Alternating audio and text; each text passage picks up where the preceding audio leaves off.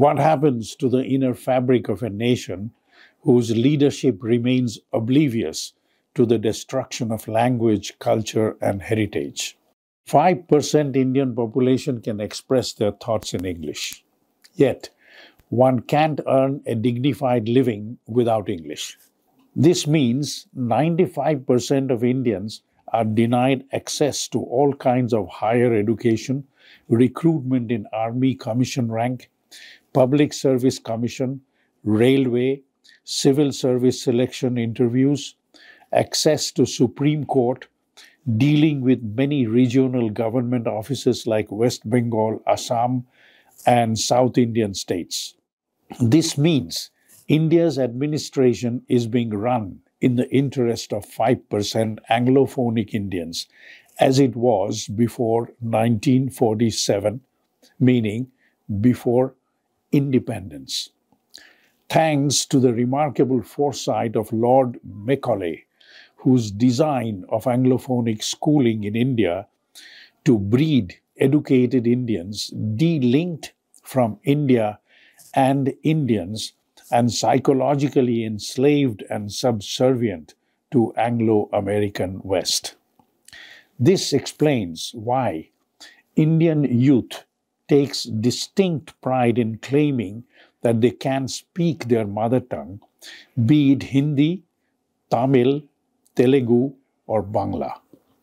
This Anglophonic education has spawned a ruling class that follows a bastardized Anglophonic culture whom Anglo-American West considers appendage of the West, and in their intimate circle brand them as contemptible clowns. It is to be noted that English medium school is mushrooming deep inside rural India. In these school campuses, kids are penalized if found to speak in their mother tongue. Consequently, they learn neither English nor their own mother tongue, instead remain semi-illiterate, dreaming to make a living in their supposed dreamland, Anglo-American West. This overzealous Hindi-bashing crowd is ostensibly devoted to their regional language. A pertinent question arises: have any of these Hindi bashers ever at any time raised any demand or circulated any proposal to the prospect of introducing higher and technical education in indigenous regional languages? Have they ever proposed that indigenous or regional language be linked to the means of dignified livelihood? Have they ever proposed that applicants graduating from indigenous regional educational institutions should have reserved quota in regional government jobs? Have they ever proposed that private sector employers who employ graduates of vernacular medium should be entitled to special tax deduction? Have they ever taken a stand on the issue of vernacular medium schools shutting down to make room for English medium schools? Make no mistake, Hindi bashing, an epidemic of Anglophonic culture and education, is a diabolical design. Why? This design is a very effective means to enslave 1.3 billion high-quality human resources and thereby eliminate potential competition in the international market.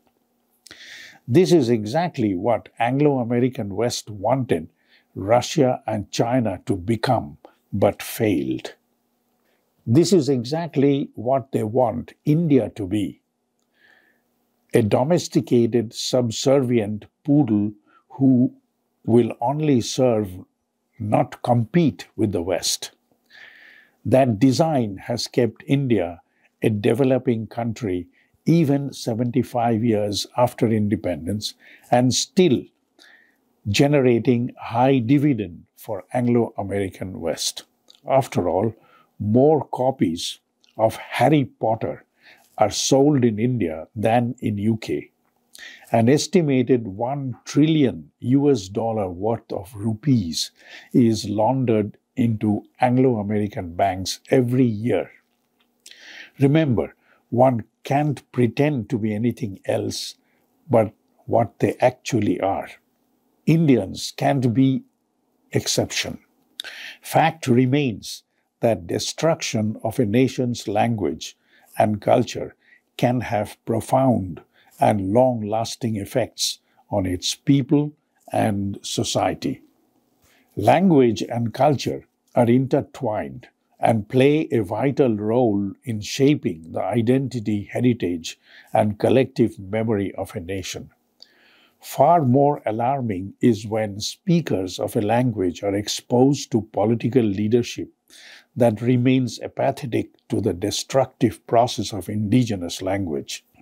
Here are some of the potential effects of destruction of a given language on its speakers. Loss of identity. Language and culture are key components of a nation's identity.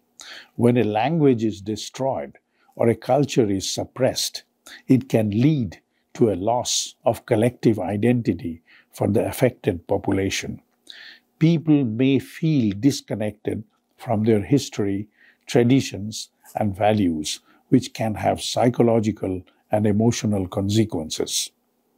Erosion of cultural diversity.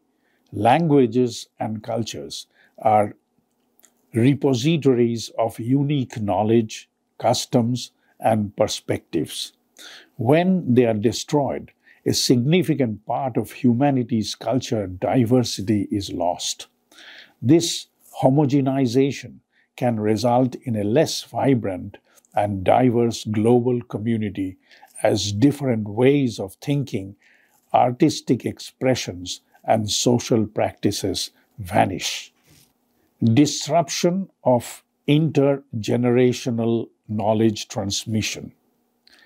Language and culture are vehicles for transmitting knowledge, traditions, and wisdom from one generation to the next. When a language is lost, the accumulated knowledge and cultural practices encoded within it can be irretrievably damaged. This disruption can sever the link between older and younger generations, leading to a gap in understanding and a loss of valuable heritage. Marginalization and discrimination. The destruction of a language and culture can marginalize and discriminate against the affected population. Language is not just a means of communication, it is also a source of power, social integration, and participation. When a language is suppressed or eliminated, the speakers of that language may face discrimination, exclusion, and limited access to education, employment, and political representation. Impact on literature and art. Language is the medium through which literature, poetry, folklore, and artistic expressions are created and preserved. When a language is lost, the literary and artistic achievements associated with it can disappear as well. This loss can impoverish the world's cultural heritage and limit future artistic and intellectual creations. Threat to indigenous knowledge. Many indigenous cultures possess unique knowledge about the environment, medicinal plants, sustainable practices, and other aspects of their ecosystems. When a language and culture are destroyed, this valuable indigenous knowledge may also vanish. This can hinder efforts to address contemporary challenges such as environmental conservation and sustainable development. Social fragmentation and conflict. Language and culture can serve as a unifying force within a society, fostering social cohesion and understanding. When they are destroyed or suppressed, it can lead to social fragmentation, as different groups within a nation may feel marginalized or alienated. This fragmentation can fuel tensions, conflicts, and social divisions. Given the immense importance of language and culture, efforts to preserve and revitalize endangered languages and cultures are crucial for the preservation of human heritage and the well-being of diverse communities. If you like what you see and hear, please subscribe and ring the bell.